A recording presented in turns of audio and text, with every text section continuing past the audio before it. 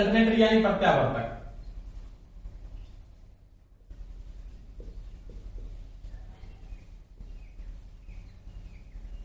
Alternator जो अपने घूर्णन के आधार पे पढ़ लिए थे, घूमता हुआ किसके आधार पे, स्टेटर प्रकार का या घूमता हुआ रोटर प्रकार का, दोनों टाइप मैंने पढ़ा दिए थे आपको।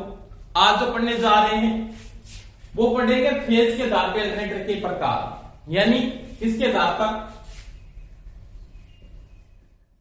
कला के आधार पर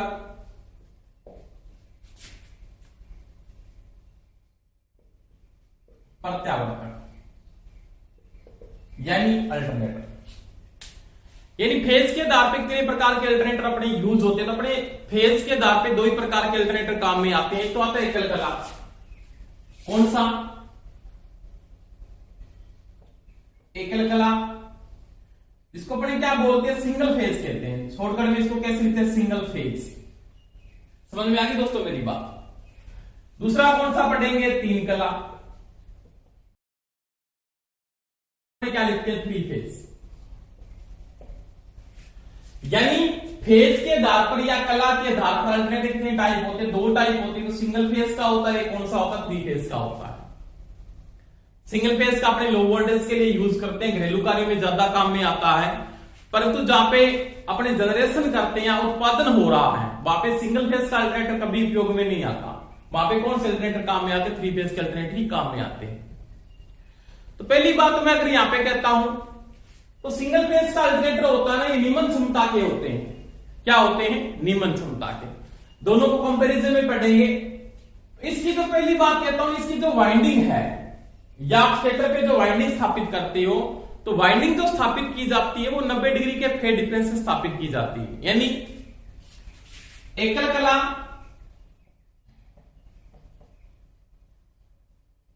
प्रत्यावर्तक की व्यवस्थन 90 डिग्री, कला विस्थापन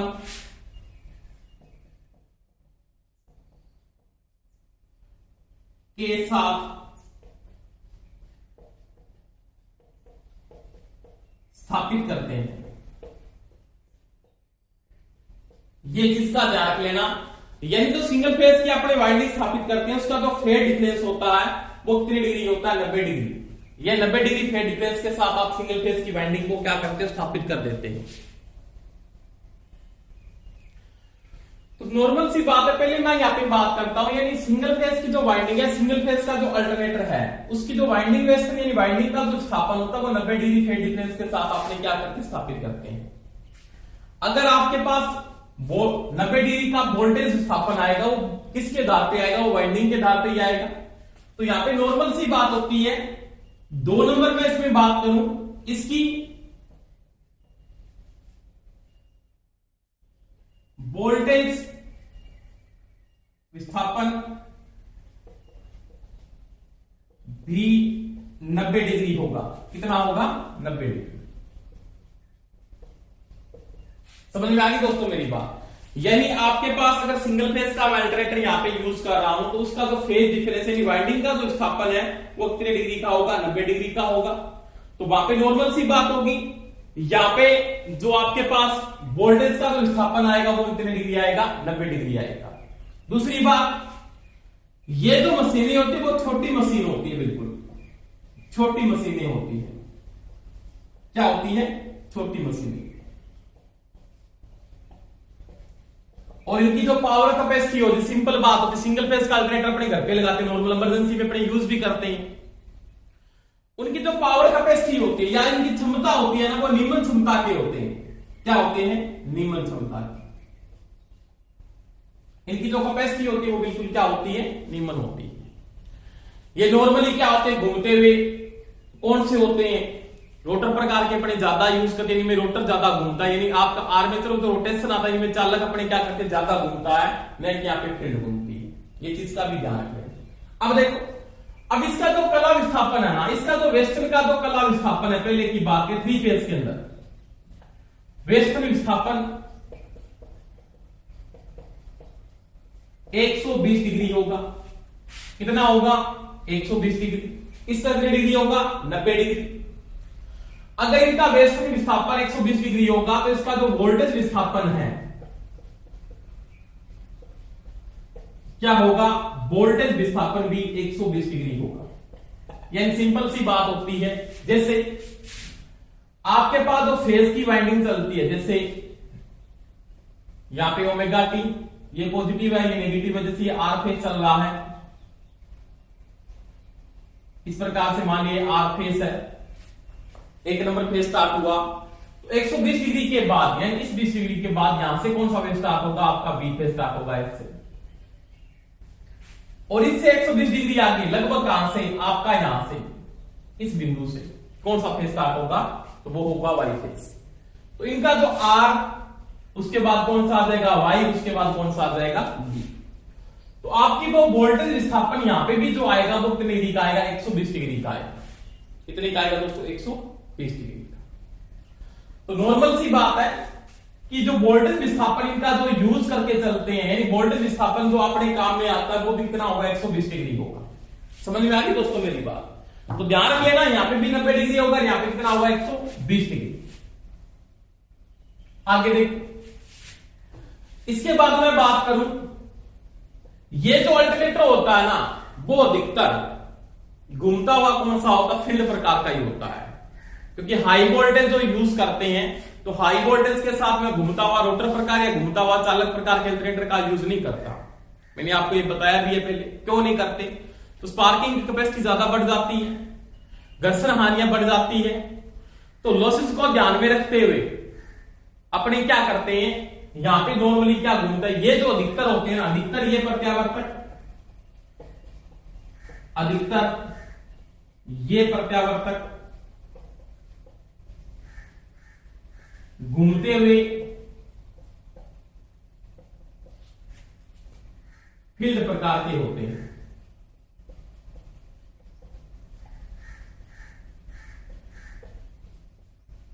घूमते हुए फील्ड प्रकार के, इनमें नॉर्मल क्या घूमती है, आपकी फील्ड घूमती है। दूसरी बात करूं, ये जो मशीनें होती है वो क्या होती है, बहुत बड़ी मशीनें होती है, बड़ी मशीनें होती है, और कैपेसिटी भी क्या होती है, उच्च होती है। इनकी जो कैपेसिटी होती है वो भी क्या होती है, क्षमता क्या होती है, उच्च होती है, क्षमता उच्च होती है।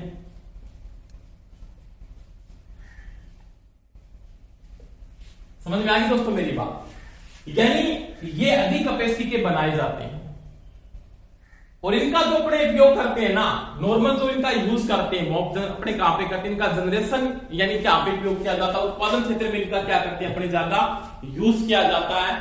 नॉर्मल अपने घरेलू कार्य में इनका उपयोग नहीं किया जाता। समझ में आ गई दोस्तों मेरी बात। तो नॉर्मल सी बात है, फेज के आधार पे जो अल्टरनेटर आता है वो अपने दो प्रकार के अल्टरनेटर काम आता है, एक सिंगल फेज का आता है, एक कौन सा आता है, 3 फेज का आता है। अपने इसकी जो वाइंडिंग स्थापन करें, जैसे ये वाइंडिंग आपके पास अल्टरनेटर है, इसकी वाइंडिंग स्थापन होगी वो क्या होगी, 90 डिग्री फेज डिफरेंस के साथ, ऐसे 90 डिग्री फेज डिफरेंस के साथ आपने वाइंडिंग को स्थापित कर दिया। यहां पे 3 फेज में क्या होगा, 3 वाइंडिंग होगी, 120 डिग्री फेज डिफरेंस के साथ इनको स्थापित किया जाता है। दूसरी बात, ये मशीनें छोटी होती है, इनकी क्षमता भी क्या होती है, निम्न होती है। ये मशीनें बहुत बड़ी होती है, इनकी क्षमता क्या होती है, उच्च होती है। परंतु इनमें क्या होता है, ये चीज बहुत इंपॉर्टेंट है यहाँ पे। ये जो अधिकतर अल्टरनेटर बनाए जाते हैं वो घूमते हुए किस प्रकार के होते हैं, फील्ड प्रकार के होते हैं, न कि घूमते हुए रोटर प्रकार के नहीं होते। ये आप दोनों प्रकार के ही बना सकते हैं। इनमें घूमते हुए रोटर प्रकार के अधिकतर बनाए जाते हैं, और इसमें अधिकतर कौन से काम आते हैं, घूमते हुए फील्ड प्रकार के अल्टरनेटर ज्यादा काम। समझ में आई दोस्तों मेरी बात। क्या कोई समस्या, कोई समस्या नहीं होनी चाहिए। आगे देखो, आगे मैं अगर बात करूं इसके बाद,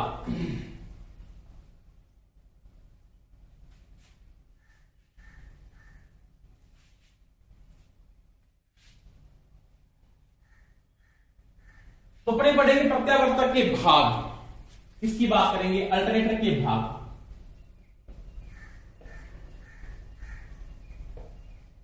के भाग मुख्य यानी इंपोर्टेंट क्या भाग है। पहला इसके अंदर कौन सा आता है, स्टेटर। कौन सा आता है, स्टेटर। उसके बाद 2 नंबर कौन सा आता है, वो आता है रोटर।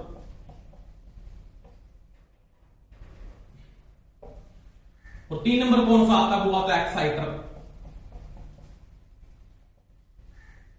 कौन सा आता है, एक्साइटर। यानी मुख्य बात के करने से बात को वोल्टेज हो गया, फिट हो गया, हाई वोल्टेज हो, मैंने आपको जनरेटर में करवा दिया, सेम टू सेम वही है जो जनरेटर में आपने पढ़े, बिल्कुल वही सेम यहाँ पे, उनमें कोई समस्या नहीं होनी चाहिए। यानी एक अल्टरनेटर के मुख्य भाग क्या है, तो पहला भाग आता है स्टेटर, उसके बाद आता है रोटर, और उसके बाद क्या आता है, एक्साइटर। समझ में आ गई मेरी बात। सबसे पहले किसकी बात करेंगे, स्टेटर की बात करेंगे। किसकी बात करेंगे, स्टेटर। यानी आपके पास स्टेटर क्या है, या इसको क्या बोलते हैं, स्टेटर। नाम से पता लग रहा है स्टेटर एक स्टेशनरी पार्ट है। क्या है, स्टेटर एक स्टेशनरी पार्ट है, यानी स्थिर भाग है। यानी मैं यहां पे लिख सकता हूं एसी मशीनों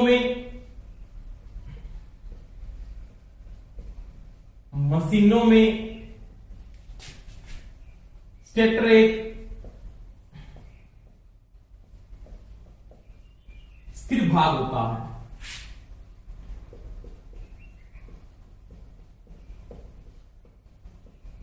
क्या होता है, स्थिर भाग।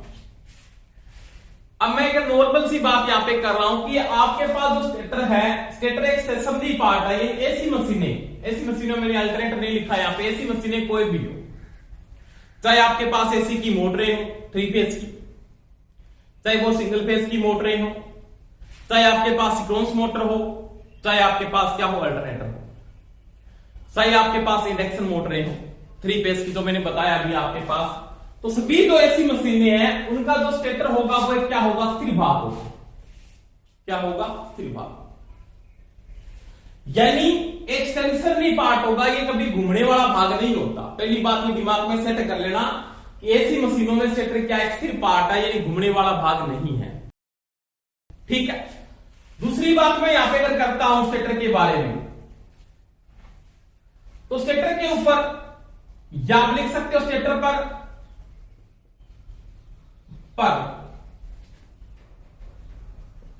आर्मेचर वाइंडिंग स्थापित की जाती है। आर्मेचर वाइंडिंग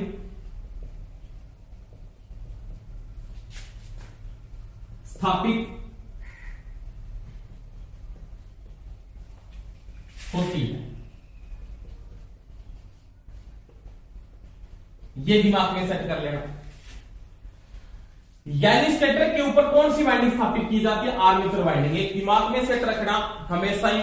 ये प्रश्न आपको पूछ भी सकता है कभी भी, क्या कि स्टेटर के ऊपर कौन सी वाइंडिंग स्थापित की जाती है, तो कभी ये मत बोल देना कि आपको बोले आर्मेचर वाइंडिंग स्थापित की जाती है। जैसे प्रश्न कैसे पूछा उसने, घुमा दिया थोड़ा सा कि अल्टरनेटर के अंदर या प्रत्यावर्तक के अंदर। दोस्तों आराम से समझना, पूरा कॉन्सेप्ट टॉपिक वाइज कंप्लीट करेंगे, कोई समस्या नहीं आने वाली आपके। स्टेटर रोटर आपके बिल्कुल खोल दूंगा, बिल्कुल आपके समझ में आएगी बातें, कोई समस्या नहीं होने वाली।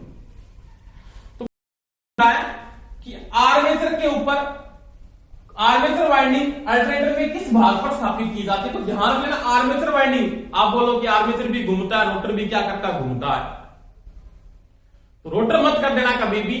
आर्मेचर वाइंडिंग हमेशा किसके ऊपर स्थापित होती है, स्टेटर के ऊपर स्थापित होती है। दिमाग में आ गई मेरी बात। यानी जो आर्मेचर वाइंडिंग मैं स्थापित कर रहा हूं वो किस बात पे स्थापित करूंगा, वो करूंगा मैं स्टेटर के ऊपर। इसलिए वो बोलता है कि स्टेटर आपके पास एक स्टेशनरी पार्ट के रूप में आप यूज कर रहे हो, और उसकी जो आर्मेचर वाइंडिंग है वो कहां पे स्थापित करोगे, उसके स्टेटर के ऊपर स्थापित की जाएगी। समझ में आ गई दोस्तों मेरी बात। अब देखो आपके पास जो स्टेटर है, ये जो स्टेटर है वो किससे बनता है, स्टेटर सिलिकॉन स्टील किससे बनाया जाता है, सिलिकॉन स्टील से बनाते हैं। सिलिकॉन स्टील से लेमिनेटेड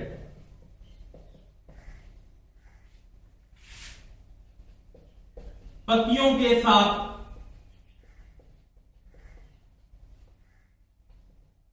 बनाया जाता है। सिलिकॉन स्टील की पत्तियों के साथ बनाया जाता है पट्टियां होती है लेमिनेटेड। ये चीज का ध्यान रखना, ये मोस्ट इंपोर्टेंट भाग है इसके। यानी जो आप स्टेटर का निर्माण कर रहे हो ना, स्टेटर किससे बन रहा है? तो ये बन रहा सिलिकॉन स्टील या सिलिकॉन इस्पात बोल सकते, स्टील को क्या बोलते हैं? इस्पात कहते हो आप। और किससे बनाते हैं? लेमिनेट करके बनाते हैं। अब यहां पे सिलिकॉन का उपयोग क्यों करते हैं? सिलिकॉन का उपयोग, तो यहां पे सिलिकॉन का उपयोग होता है स्टेसिसिटी को कम करने के लिए। पता कि सिलिकॉन का स्टेसिस नियंत्रण कम होता है, मैंने पूरा कॉन्सेप्ट आपको पढ़ाया है डीसी जनरेटर के अंदर, आप पढ़ के देखना। बीएच बकर मैंने चंबुक में करवाया, वहां पे पढ़ लेना सिलिकॉन क्यों यूज करते हैं, रीजन क्या है, लेमिनेट क्यों बनाते, पूरी बातें मैंने कॉन्सेप्ट के साथ वहां पे आपको बताई। तो सिलिकॉन का उपयोग करने का रीजन होता है कि WH हानियां कम करना। WH का मतलब होता है स्टेसिस, हानियां कम करना, हानियां कम करना। और लेमिनेट का मतलब होता है WE हानियां कम करना। समझ में आ गई दोस्तों? लेमिनेट का मतलब बारीक बारीक क्या करते हैं, काट के बनाते हैं। और वहां पे जो लेमिनेशन यूज किया जाता है वो किसका किया जाता है? पेपर का किया जाता है, पेपर या कागज। समझ में आ गई दोस्तों मेरी बात? तो वही बात है, स्टेटर सिलिकॉन स्टील से लेमिनेट पत्तियों के साथ बनाया जाता है, जहां पे सिलिकॉन का उपयोग करने का रीजन है स्टेसिसिटी को कम करना। लेमिनेट क्यों बनाते हैं? एडिगेंट को कम करना। WH का मतलब स्टेसिसिटी, WE का मतलब होता है एडिगेंट क्षति। एडिगेंट को भंवरदार क्षति भी कहते हैं, WH को स्टेसिसिटी या इसको क्या बोलते हैं? स्थिल्य क्षति भी कहते हैं। हिंदी में इसको क्या बोलते हैं? स्थिल्य क्षति, स्थिल्य क्षति। ध्यान रखना दोस्तों ये बात। और एडिगेंट को क्या बोलते हैं? भंवरदारा क्षति। क्या बोलते हैं? भंवरदारा क्षति। ये चीज का ध्यान रखिए। तो वो ये बोलता है स्टेटर को सिलिकॉन स्टील की बारीक बारीक पत्तियों के साथ स्टेपिंग करके क्या करते हो? आप बनाते हो। और बनाने का रीजन क्या है? तो मैंने कहा सिलिकॉन का उपयोग क्यों करते हो? सिलिकॉन का उपयोग क्यों करते हो?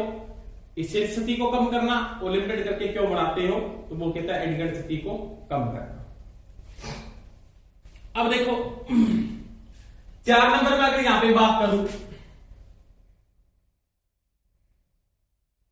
तो स्टेटर के चालकों से सीधी एसी सप्लाई ली जाती है। यानी जो स्टेटर में आपने वाइंडिंग स्थापित कर रखी है उसके बीच में आपको न तो स्लिप रिंग लगाने की आवश्यकता होती, डायरेक्ट कनेक्शन सीधा करते हो आप, और सीधे कनेक्शन के द्वारा आप क्या करते हो? सप्लाई को प्राप्त कर लेते हो। समझ में आ गई दोस्तों मेरी बात? जैसे मेरे पास नॉर्मल सी मैं बात करता हूं, अगर आप चित्र के रूप में स्टेटर को देखो, स्टेटर इस प्रकार से बना होता है।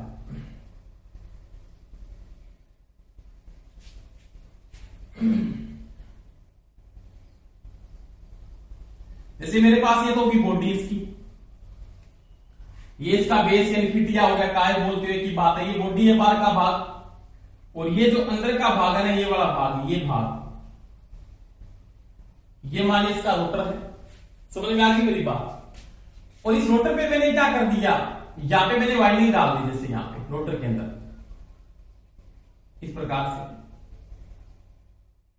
ये वाइंडिंग डाल दी ऐसे।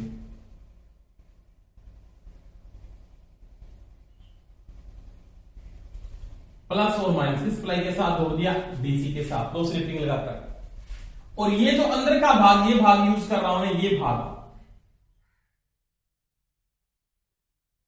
आपका क्या है? ये है स्टेटर। क्या है? स्टेटर। ये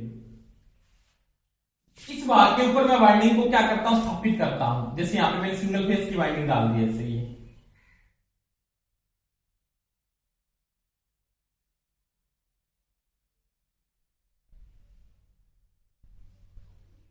ये फेस आ गया, मान लिया न्यूट्रल आ गया, यहां सप्लाई कौन सी ले ली? एसी। ऐसी बात आ रही। समझ में आ गई दोस्तों मेरी बात? तो ये क्या है एक प्रकार का मेरे पास? ये तो हो गया इसका स्टेटर, क्या हो गया? स्टेटर। और ये इसका क्या हो गया? रोटर। समझ में आ रही दोस्तों मेरी बात? तो वो देखो यहां पे क्या बोलता है, ऐसी मशीनों में स्टेटर क्या स्थिर भाग है, ये भाग क्या इसका स्थिर भाग है, ये रोटेट नहीं होगा कभी। यानी मैं फ्रेम को चेक करता हूं, थोड़ा सा ध्यान रखना, बिल्कुल सही अभी तक। तो ये जो स्टेटर है आपका, ये इसका स्टेशनरी पार्ट है। ये स्टेटर कभी घूमने वाला भाग नहीं है, जो बाहर का भाग ये यूज कर रहा हूं, ये स्टेशनरी पार्ट है, पहली बात। दूसरी बात, आर्मेचर वाइंडिंग आप किसके ऊपर स्थापित करते हो? स्टेटर के ऊपर स्थापित करते हो। आपको प्रश्न ये पूछ सकता है, क्या आर्मेचर वाइंडिंग अल्टरनेटर में किस भाग पर स्थापित की जाती है? तो कभी आप ऐसे मत सोचना कि रोटर घूमता है आर्मेचर भी घूमता, तो आपका तो रोटर मत कर देना। आर्मेचर वाइंडिंग हमेशा ही किसके ऊपर स्थापित की जाती है? स्टेटर पर स्थापित की जाती है। दूसरी बात, जो स्टेटर है वो सिलिकॉन स्टील, यानी यहां पे जो पत्तियां लगी होती है वो सिलिकॉन स्टील की बारीक बारीक पत्तियां लगी होती है, ऐसे इस प्रकार से। सिलिकॉन स्टील की बारीक बारीक पत्तियों को लेमिनेट पत्तियों के साथ बनाया जाता है। सिलिकॉन का उपयोग क्यों किया जाता है? स्थिरता को कम करने के लिए। इसको क्या बोलते हो? स्थिरता भी कहा जाता है हिंदी के अंदर। और इसको लेमिनेटेड करके क्यों बनाते हो? तो भंवरदार स्थिति या एडिगेंट स्थिति को कम करने के लिए। जैसे पत्तियों का साइज भी आपने पढ़ा है कि 0.35 से 0.6 mm होना चाहिए। अगर एक ही ऑप्शन आता है तो क्या करते हो? 0.5 mm कर देते हैं, एक ही बात है। दूसरी बात, स्टेटर के चालकों से सीधी एस सप्लाई प्राप्त की जाती है, यानी यहाँ पे कोई भी स्लिपिंग लगाने की आपको आवश्यकता नहीं होगी। डायरेक्ट यहाँ पे कोई रोटेशन वाला भाग नहीं है, तो डायरेक्ट आपको क्या मिलेगी? यहाँ पे एस सप्लाई प्राप्त हो जाती है। समझ में आ गई दोस्तों मेरी बात? तो स्टेटर क्या है? एक स्टेशनरी पार्ट है जिसके ऊपर आर्मेचर वाइंडिंग स्थापित की जाती है, जो सिलिकॉन स्टील की बारीक बारीक पत्तियों को स्टेपरिंग करके बनाया जाता है और डायरेक्ट अपने क्या प्रदान करती है? एस सप्लाई ली जाती है। कोई समस्या दोस्तों यहां तक?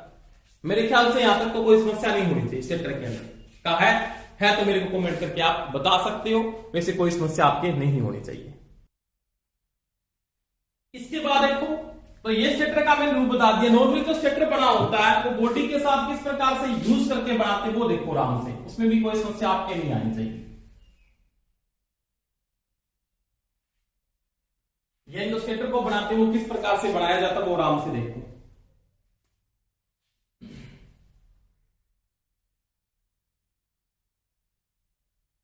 आराम से देखना, कोई समस्या नहीं आएगी।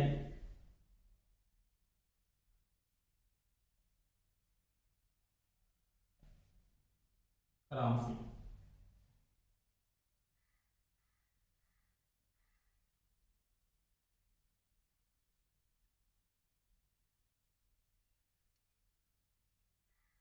इसके साथ को भी मान लिया।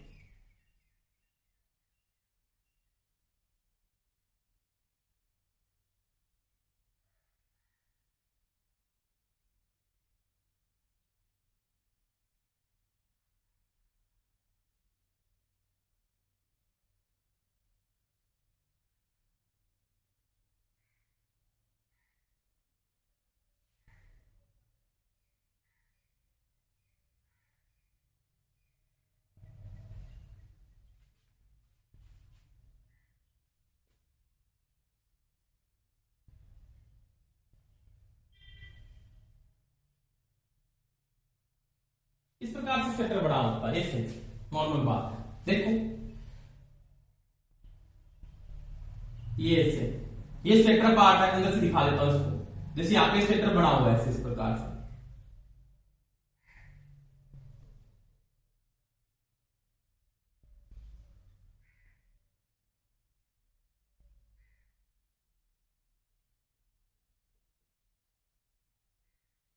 ये भाग इसका स्टेटर है, अंदर वाला पार्ट जो आप यहाँ पे यूज कर रहे हो, ये जो पार्ट इसका क्या है? स्टेटर है। ये बिल्कुल मतलब बारीक बारीक पत्तियों को स्टेपरिंग करके इसके साथ ऐसे बनाता है। ये पूरा भाग ये जो बना हुआ है इसका क्या है? स्टेटर है, ऐसे बना हुआ है। ठीक, अब देखो यहां पे क्या होता है, तो डक्स कटे होते हैं ऐसे, इस प्रकार से। क्या कटे होते हैं? डक्स। तो ये तो है इसके डक्स। क्या कहते हैं? डक्स। डक्स, ठीक है। और ये कटे होते हैं इसके अंदर स्लोट। क्या कटे होते हैं? स्लोट। यानी एक और तो क्या कटे होते हैं? डक्स कटे होते हैं, एक और क्या कटे होते हैं? स्लोट कटे होते हैं। डक्स और स्लोट, डक्स। और यहां पे क्या कटे थे? स्लोट कटे। अब ये जो डक्स कटे हैं ना, ये वाले भाग, यहाँ पे जो डक्स बने हुए, ये वाले भाग, यहाँ पे ये डक्स जो बने हुए, ये तो किसके लिए काम आते हैं, कूलिंग के लिए यूज किया जाता है। कूलिंग का मतलब होता है शीतलन के लिए काम आते हैं। यानी यहां पे लिख सकते हो स्टेटर वाइंडिंग में शीतलन का कार्य करते हैं। ठीक है। और सो स्लोट कटे खांचे कटेगी में आपने क्या डालेंगे, स्टेटर वाली वाइंडिंग डालेंगे यहां पे से, इस भाग में क्या डाल देंगे वाइंडिंग ऐसे इस भाग के अंदर ऐसे। तो स्लोट कटे आपके पास, जो यहां पे स्लोट कटे इसके अंदर, तो स्लोट का कार्य क्या होगा, आर्मेचर वाइंडिंग, क्योंकि आर्मेचर वाइंडिंग स्टेटर में स्थापित होती है। आर्मेचर वाइंडिंग या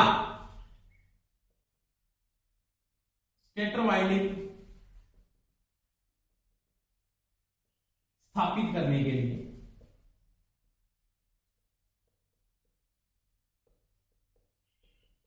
ठीक है, आर्मेचर वाइंडिंग व स्टेटर वाइंडिंग यहां पे स्थापित करने के लिए। वही बात है यहां पे, जो स्लोट काट के चलते तो अपने स्लोट कितने प्रकार के यूज होते हैं वो देखो आराम से। यानी जो स्टेटर में स्लोट काम आते हैं वो कितने प्रकार के स्लोट यहां पे अपने यूज किए जाते हैं। तो ये जो स्लोट है ना, स्लोट का मतलब खंड से स्लोट में आर्मेचर या स्टेटर वाइंडिंग स्थापित की जाती है, आर्मेचर वाइंडिंग स्टेटर के ऊपर स्थापित की जाती है। तो ये जो स्लोट है, स्लोटों में क्या डालेंगे, वाइंडिंग डालेंगे। अब देखो जो स्लोट है ना, ये स्लोट या खंड से जो आप यहां पे यूज करते हैं, तीन प्रकार के स्लोट काम आते हैं। एक तो आते हैं खुले स्लोट, या आप लिख सकते हो खुले खंड से। दो नंबर आते हैं अर्धबंद खंड से,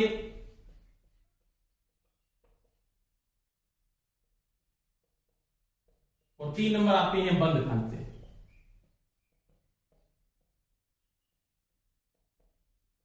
ठीक है।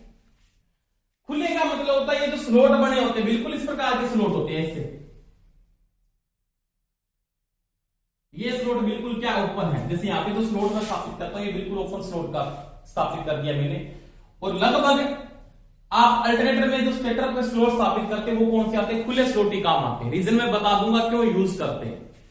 दूसरा कौन सा काम आते हैं, अर्धबंद स्लोट। अर्धबंद स्लोट इस प्रकार से बने होते हैं ऐसे, आधा बंद और आधा क्या होता है खुला, और ये होता है बंद स्लोट। बिल्कुल इसका तो अपने यूज ही नहीं करते, बहुत कम काम आता है, ये तो काम में ही नहीं आता। इन दोनों का अपने ज्यादा यूज करते हैं। अब देखो ये जो स्लोट है ना, ये स्लोट, इसमें पहली बात है कोयल डालना बहुत आसान है। पूरी की पूरी कोयल बनाई इसके अंदर आप डाल सकते सीधी, इसमें आपको एक एक तार डालना पड़ेगा। समझ में आ गई मेरी बात। यानी यहां पे कोयल स्थापन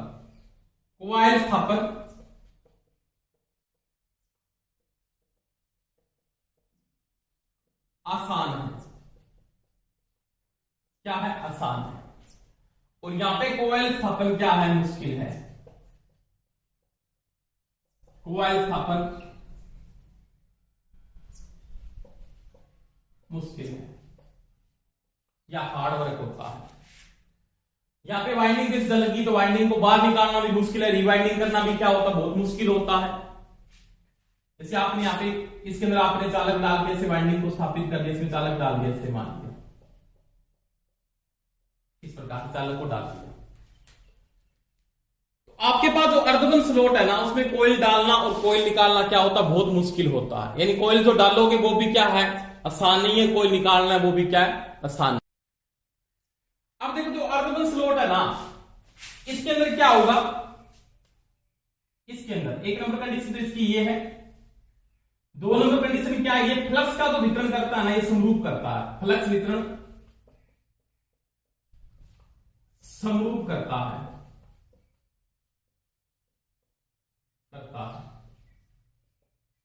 परंतु ये जो फ्लक्स का वितरण है ना, फ्लक्स वितरण समरूप नहीं करता। यानी क्या करता है, असमान करता है, असमान करता है।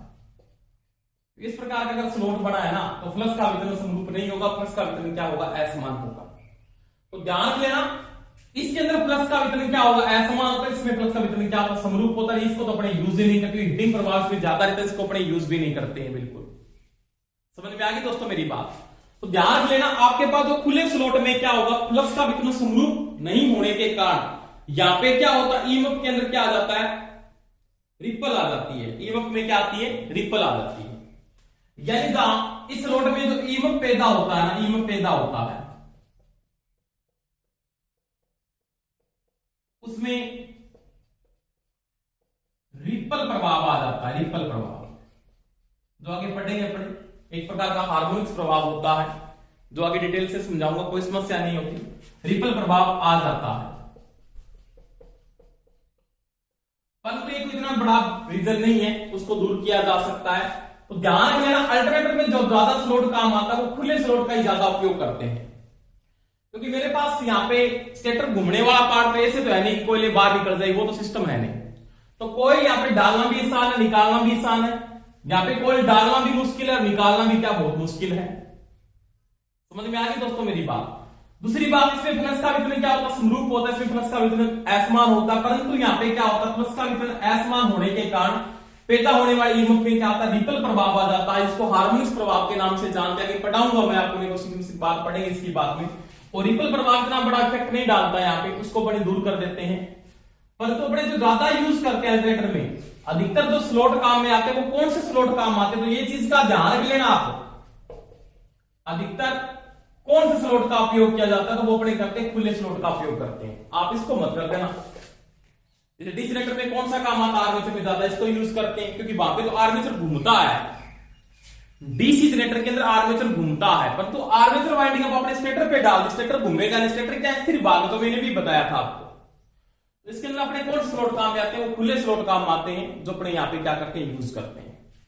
समझ में आई दोस्तों मेरी बात। तो ये मैंने किसकी बात की, ये मैंने बात की स्टेटर की, किसकी बात की, स्टेटर की। इसके बाद देखो, इसके बाद अगर मैं नेक्स्ट टॉपिक की बात करूंगा, वो क्या आएगा आपके पास, वो आएगा आपके पास उसके बाद रोटर। इसकी बात करेंगे रोटर कि रोटर क्या है, उसके बारे में बात करते हैं।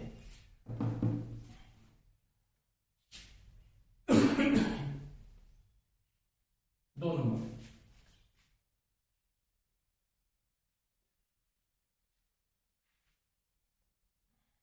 आराम से समझेंगे, कोई दिक्कत नहीं आनी चाहिए आपको।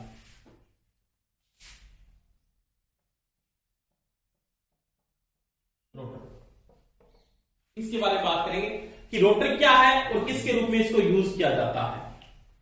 देखो पहली बात तो क्या है यहां पे कि जो रोटर है ना, रोटर एक रोटेटिंग पार्ट है या घूमने वाला भाग है, घूमने वाला भाग है। यानी ये क्या होगा, हमेशा ही रोटेट होगा, जिसके ऊपर क्या होगी, रोटर पर फील्ड वाइंडिंग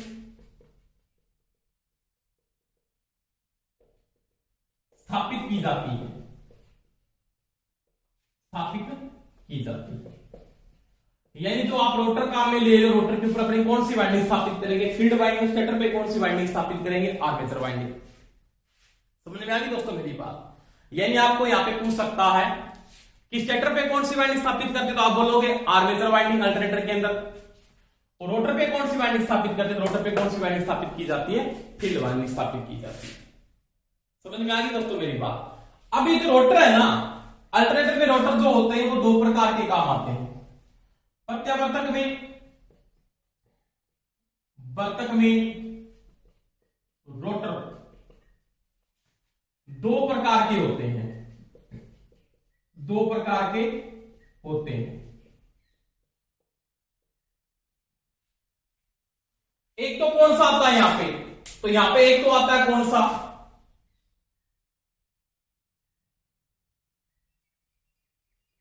सेलिएंट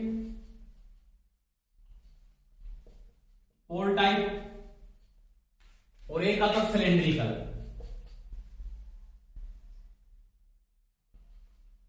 सिलेंड्रिकल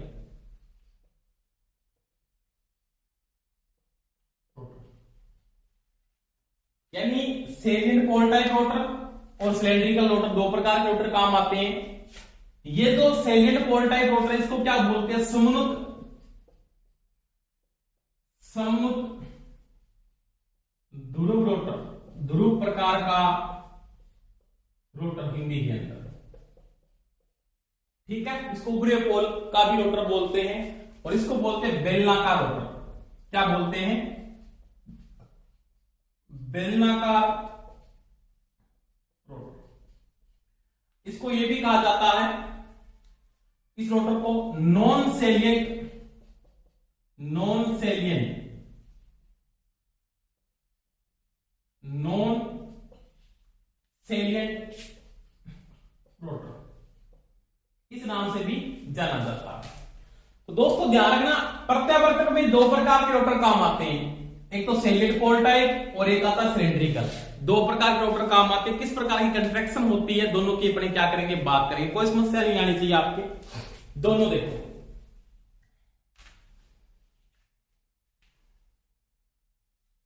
मैंने भी बात की थी रोटर पे कौन सी वाइंडिंग स्थापित की जाती है, तो फील्ड वाइंडिंग स्थापित करते हैं, ध्यान से पढ़ना। अब देखो, जो मैं यहां पे रोटर यूज कर रहा हूं, क्या यूज कर रहा हूं, रोटर। उसमें जो पहला टाइप इसका पढ़ रहे हैं ना रोटर के अंदर, वो कौन सा पढ़ रहे हैं, वो पढ़ रहे हैं सममुख ध्रुव प्रकार का रोटर, जिसको क्या बोलते हैं, सेलिएंट पोल टाइप रोटर। एक ही बात है, सेलिएंट पोल टाइप रोटर या उभरे पोल प्रकार का रोटर। अब ये जो रोटर होता है ना नॉर्मल, इसकी मैं अगर बात करूं, उसकी मुख्य मुख्य अगर पॉइंट की मैं बात करता हूं, तो पहली बात होती है, ये जो रोटर होता है ना, इसका व्यास अधिक, यानी दाया तो क्या होता है, उच्च होता। ये इस प्रकार से बना होता है। अगर नॉर्मल इसकी कंट्रैक्शन देखोगे तो ये इस प्रकार का रोटर होता है, ऐसे बनाया जाता है इसको।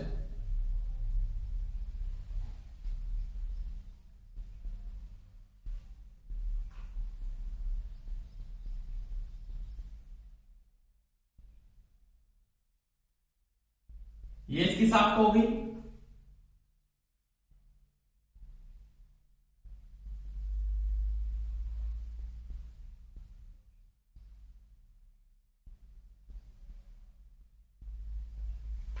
ठीक है।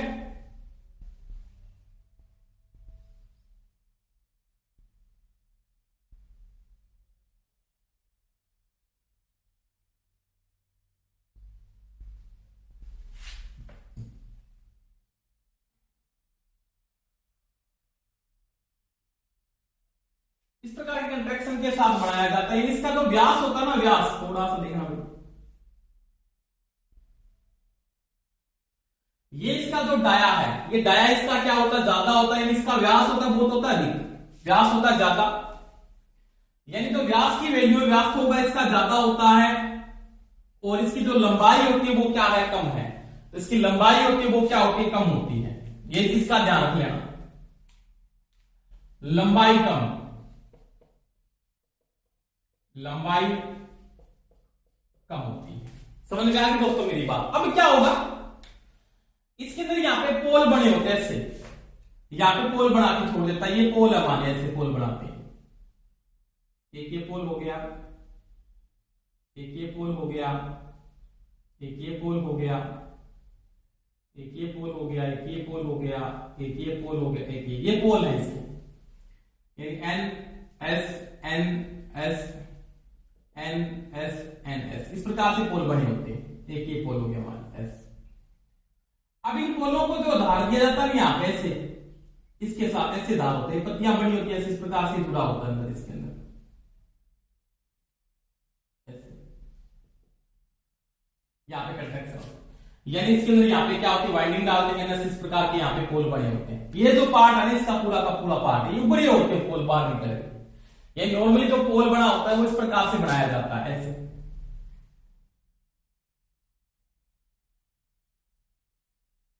एक पोल को बना के दिखा देता हूं, आराम से देखना आप।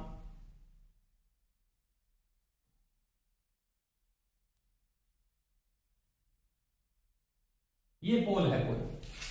अब ये जो पत्तियां है ना, ये पत्तियां, ये स्टील की बारीक बारीक पत्तियां होती है, ऐसे इससे बनी जाती है स्टील, यानी इस्पात से। पटली स्टील पत्तियां, ठीक है। यानी पतली स्टील की पत्तियों के साथ इसको बनाया जाता है। इसके ऊपर भाग में इस शेप में क्यों बनाया जाता है, इसके शेप में क्यों काटते हैं, तो चुंबकीय क्षेत्र उसको समरूप फैलाने के लिए इस शेप में इसको काटा जाता है। और यहां पे इस भाग के अंदर, यहां पे ऐसे ऊपरी भाग के ऊपर, यानी इस ऊपरी भाग के ऊपर कौन सी वाइंडिंग, यहां पे तो वाइंडिंग डालते डैम्पर,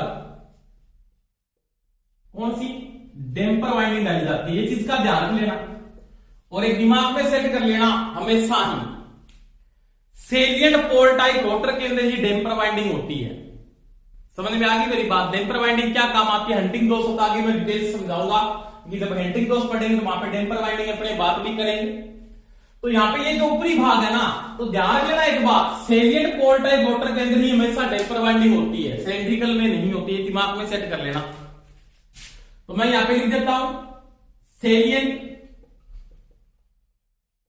पोल टाइप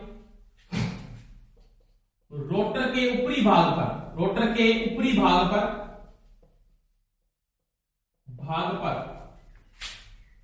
डैम्पर वाइंडिंग डाली जाती है। डैम्पर वाइंडिंग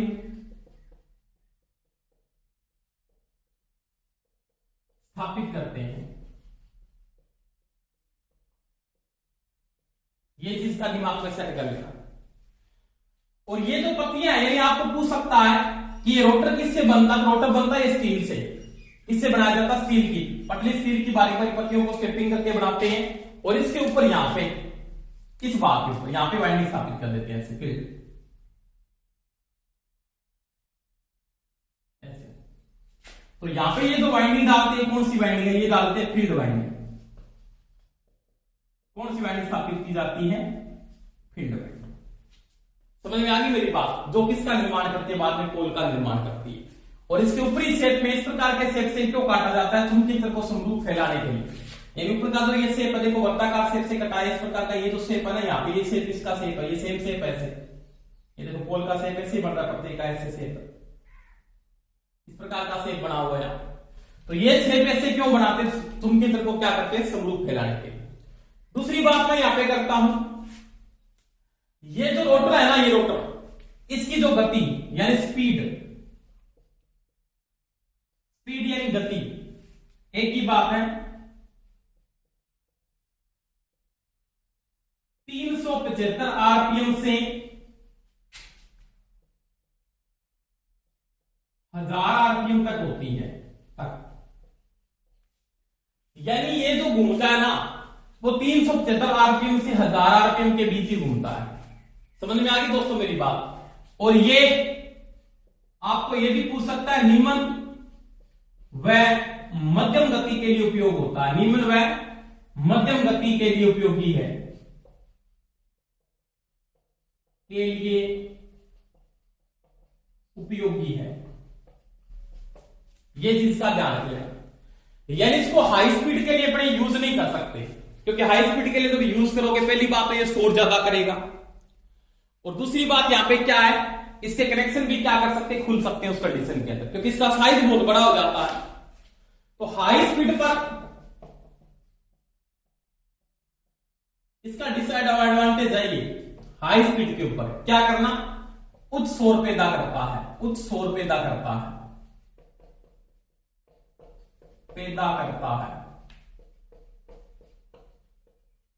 ये इसका क्या है, हानि है, हानि का मतलब डिसएडवांटेज है। क्या है, डिसएडवांटेज है इसका, डिसएडवांटेज। समझ में आ गई मेरी बात।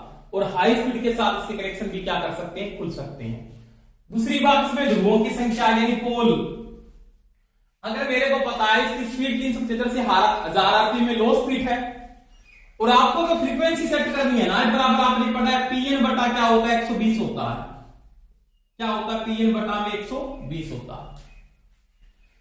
अब आपको क्या करना है, गति का मान कम है तो पोलों की संख्या क्या करनी पड़ेगी, कुछ, यानी ध्रुव क्या होते हैं इसके अंदर, उच्च, ध्रुव उच्च, और लगभग होते हैं कितने, 6 से 40 ध्रुव तक इसके अंदर क्या हो सकते हैं, पोल हो सकते हैं, 6 से 40 पोल। यानी पोलों की संख्या क्या होती है, ज्यादा होती है, और स्पीड क्या होती है, लो और मीडियम रहती है। इसके बाद देखो, इसके बाद अगर मैं बात करता हूं, आपके पास इसकी स्पीड बिल्कुल क्या है, लो है, तो इसको कहां पे उपयोग करेंगे, यानी इसका उपयोग क्या पे करते हैं, तो इसका उपयोग करते हैं हाइड्रो टरबाइन के अंदर। हाइड्रो टरबाइन समझते हो सभी, जहां पे जल के द्वारा बिजली पैदा की जाती है, तो इसमें उपयोग हाइड्रो टरबाइन में किया जाता है। इस प्रकार के रोटर का उपयोग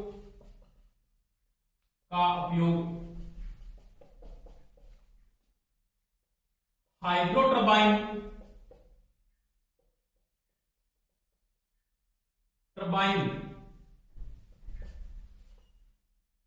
से संचालित प्रत्यावर्तक में करते हैं, ये दिमाग में सेट करेगा।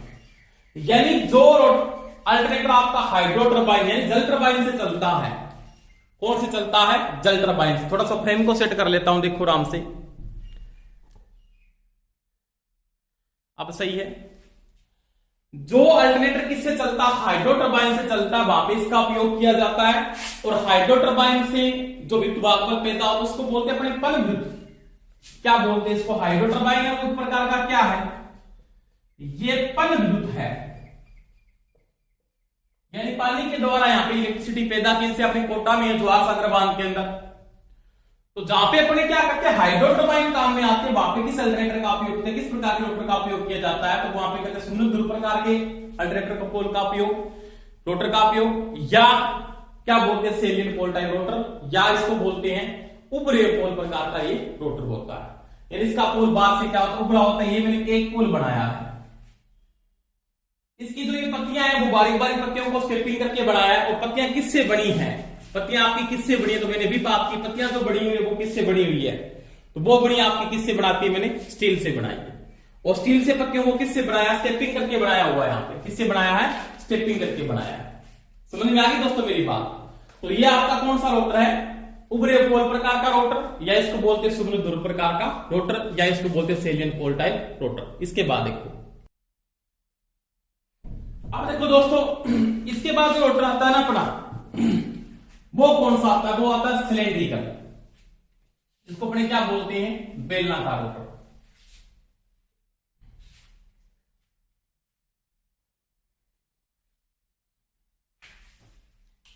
दो नंबर इसका सेकंड टाइप, बेलनाकार रोटर या सिलेंड्रिकल रोटर या नॉन सेलियंट पोल टाइप रोटर। ये चीज का ध्यान रख लेना। पहले इसमें देखो, इसका मेन रीजन है, इसका जो ये जो अल्टरनेटर आप बना रहे हो, या इस प्रकार का जो रोटर आप बना रहे हो, इस रोटर के अंदर क्या होता है, इस रोटर की जो लंबाई है,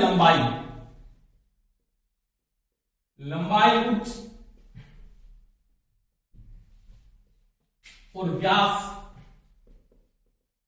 निम्न या कम, एक ही बात, कोई फर्क नहीं पड़ेगा।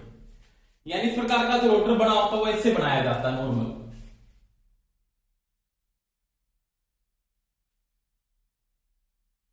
इस प्रकार से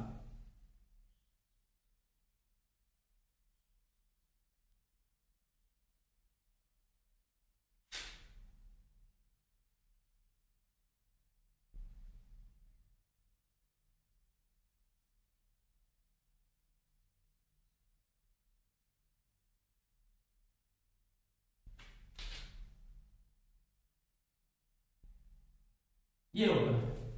इसकी जो ये लेंथ है ज्यादा, इसका डाया क्या कम है।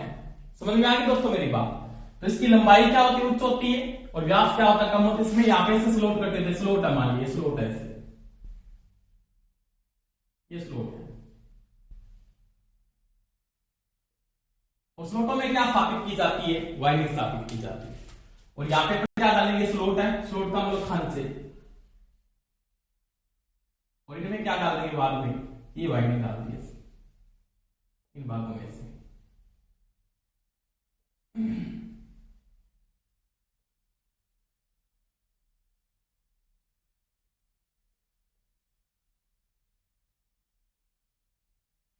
और ये वाइंडिंग कौन सी होगी? तो ये होगी फील्ड वाइंडिंग।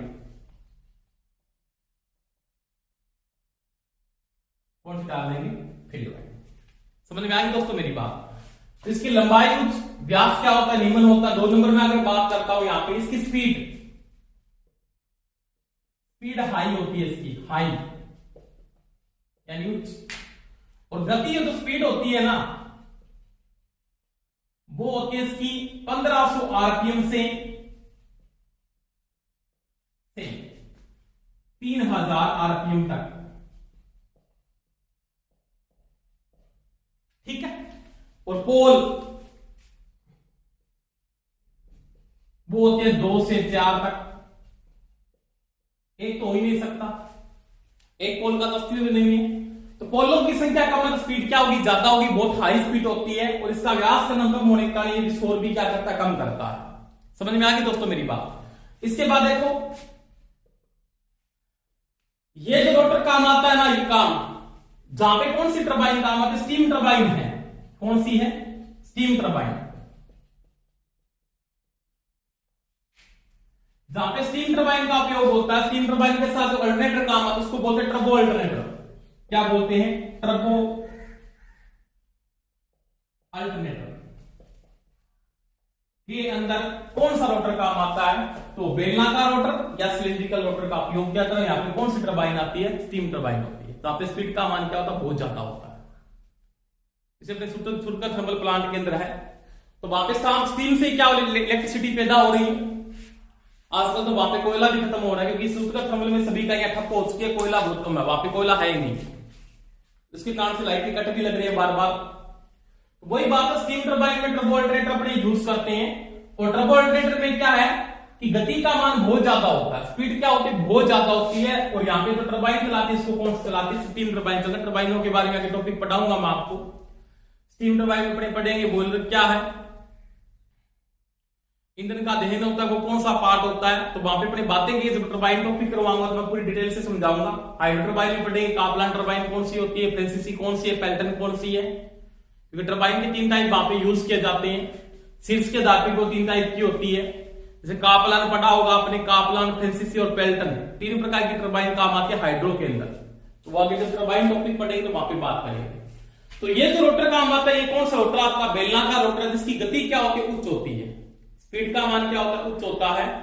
और आपकी पोल की संख्या बिल्कुल क्या रहती है? निम्न रहती है। ठीक है। अब देखो एक बात यहां पे एक और नोट कर लेना, इसके 2/3 भाग पर, यानी 2/3 भाग पर ही वाइंडिंग स्थापित होती है, लगभग 66% भाग पर। बाकी बच जाता स्लॉट के अंदर, यानी 2.3 भाग में स्लॉट है, स्लॉटों में क्या डालेंगे? वाइंडिंग। 2/3 भाग पर वाइंडिंग स्थापित होती है।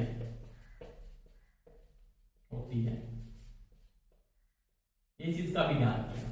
लगभग 66%, 66.66%, ये चीज भी नोट कर लेना।